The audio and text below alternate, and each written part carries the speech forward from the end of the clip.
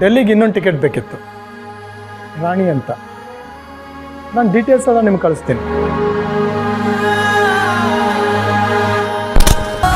ಹಠ ಹತ್ರ ಆಗೋಕ್ ಬಿಡ್ತಿಲ್ಲ, ಮನ್ಸು ದೂರ ಆಗೋಕ್ ಒಪ್ತಿಲ್ಲ. ಅಗ್ನಿ ಸಾಕ್ಷಿ.